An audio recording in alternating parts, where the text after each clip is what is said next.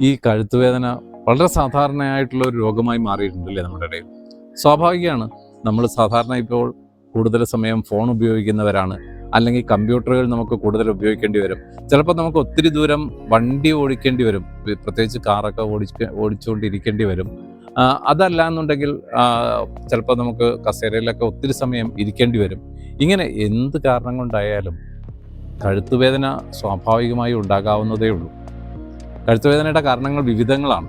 നമ്മുടെ കഴുത്തിലെ കശേരുക്കൾക്ക് ഉണ്ടാകുന്ന തേയ്മാനം, കഴുത്തിലുണ്ടാകുന്ന സ്പോണ്ടിലോസിസ് പോലെയുള്ള അവസ്ഥകൾ, ഡിസ്കിൻ്റെ പ്രൊലാപ്സുകൾ, കഴുത്തിലെ ഡിസ്കിൻ്റെ പ്രൊലാപ്സുകൾ, അതുപോലെ അവിടുത്തെ മസിൽസിനുണ്ടാകുന്ന സ്ട്രെയിൻ, അവിടുത്തെ ലിഗമെൻസിനുണ്ടാകുന്ന വിവിധ കണ്ടീഷനുകൾ.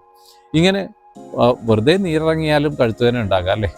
അങ്ങനെ ഈ കഴുത്തുവേദന സാധാരണഗതിയിൽ പൊതുവെ രാവിലെ എണീക്കുമ്പോൾ കഴുത്ത് അനക്കാൻ പറ്റാത്തവർ ചിലപ്പോൾ പെട്ടെന്ന് കഴുത്തുവേദന ഉണ്ടാവുള്ളതായി നിങ്ങൾ ശ്രദ്ധിച്ചിട്ടുണ്ടാവും അല്ലേ. രാവിലെ എണീക്കുമ്പോൾ കഴുത്ത് തിരിക്കാൻ മേല, പെടലി അങ്ങോട്ടും ഇങ്ങോട്ടും തിരിക്കാൻ മേലാതെ ഇങ്ങനെ പിടിക്കേണ്ടി വരിക, തിരിക്കുമ്പോഴത്തേക്കും കടുത്ത വേദന, ഓച്ചി പിടിക്കുന്ന പോലത്തെ വേദന, ചിലപ്പോൾ വേദന കൈകളിലേക്ക് വരുന്നുണ്ടാകാം, രാത്രിയിൽ കിടക്കാൻ മേലാത്ത വേദന, കഴുത്ത് താഴോട്ട് മുട്ടിക്കാൻ പറ്റാത്ത ബുദ്ധിമുട്ട്, ഇങ്ങനെയൊക്കെയോടുകൂടിയാണ് പലപ്പോഴും കഴുത്തുവേദന ഉണ്ടാകുന്നത്.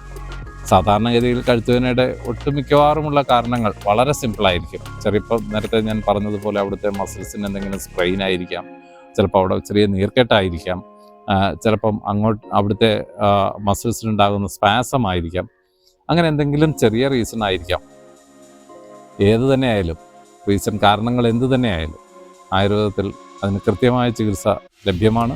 ശ്രീരുദ്രയിൽ നിങ്ങളുടെ കഴുത്തിൻ്റെ വേദന അത് ഏത് തന്നെയാകട്ടെ അതിനെ കൃത്യമായി അസസ് ചെയ്യുകയും അതിനുള്ള കൃത്യമായ ചികിത്സ നൽകുകയും ചെയ്യും.